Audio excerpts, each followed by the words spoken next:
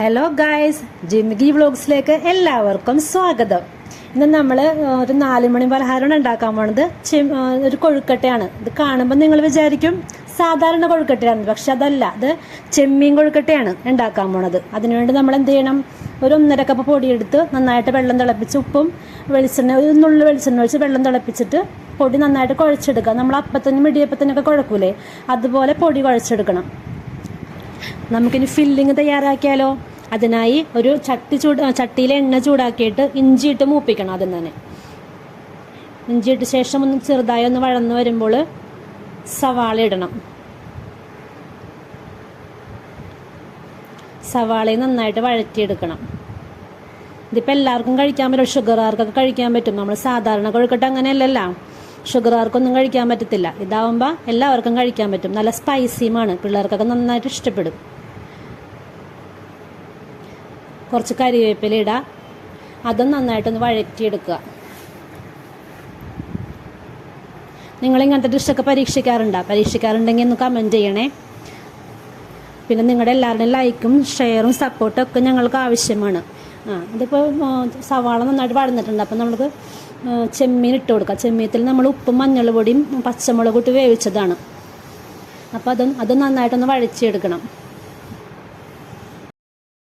അപ്പം നമ്മൾ ചെമ്മീനോടെ വഴന്ന് വന്നിട്ടുണ്ട്. ചെമ്മീനായിട്ട് എന്ത് ചെയ്യണം? നടുക്കോട്ട് പകുത്ത് വെച്ചിട്ട് ആവശ്യമായ പൊടികളിടാം. അതായത് ഒരു നുള്ളു മുളക് പൊടി, ഒരു നുള്ളു കുരുമുളക് പൊടി, കുറച്ച് മസാലപ്പൊടി, ഇതെല്ലാം ഇട്ട് ചെറുതായിട്ടൊന്ന് മൂപ്പിക്കണം. അതിൻ്റെ പച്ചമണം ഒന്ന് പോകണം. അതുപോലെ വഴറ്റിയിട്ട് ചെമ്മീനും കൂടെ നന്നായിട്ട് മിക്സ് ചെയ്യാം. അപ്പോൾ നമ്മളൊന്ന് ഉപ്പ് നോക്കിയേക്കണതിൻ്റെ ഉപ്പ് ഉണ്ടായില്ലെന്ന്. ഞങ്ങളിപ്പോൾ ഉപ്പിട്ടിട്ടുണ്ട്, എന്നാലും ഇനി ഉപ്പ് കുറവാണോ കൂടുതലാണെന്ന് അറിയില്ല. അതുകൊണ്ട് നിങ്ങളൊന്ന് ഉപ്പിട്ട് നോക്കിയേക്കണം ആ സമയത്ത്.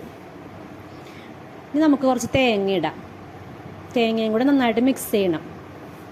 നന്നായിട്ട് മിക്സ് ചെയ്ത് അതിനോട് നന്നായിട്ട് യോജിപ്പിക്കണം.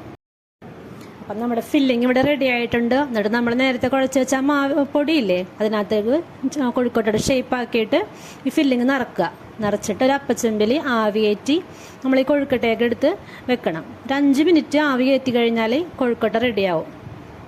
5 മിനിറ്റ് ആവി കയറട്ടെ, അപ്പോഴേക്കും നമ്മുടെ ചെമ്മീൻ കൊഴുക്കട്ട റെഡിയാവും. ഇതെല്ലാവർക്കും വളരെ ഇഷ്ടമാവും. പിള്ളേർക്കും മുതിർന്നവർക്കൊക്കെ ഇഷ്ടപ്പെടും. കുട്ടികളൊക്കെ സ്കൂളിൽ നിന്നൊക്കെ വരുമ്പോൾ അത് കണ്ടാൽ നല്ല ഹാപ്പി ആയിരിക്കുള്ളൂ. ഇപ്പം ഇവിടെ ഇങ്ങനെയാണ്, വരുമ്പോഴേക്കും നല്ല നല്ല സാധനങ്ങളൊക്കെ ഉണ്ടാക്കിയേക്കണേ ഭയങ്കര ഇഷ്ടവും അവർക്ക്. അപ്പോൾ അവർ ചിരിയുണ്ട്. അപ്പോൾ നമ്മുടെ മനസ്സിൽ നിറയെ ചിരിക്കണം കാണുമ്പോൾ. പിന്നെ എല്ലാവരും ഞങ്ങളുടെ വീഡിയോസൊക്കെ ലൈക്ക് ചെയ്യണം, ഷെയർ ചെയ്യണം, സബ്സ്ക്രൈബ് ചെയ്യണം, കമൻറ്റ് ചെയ്യണം.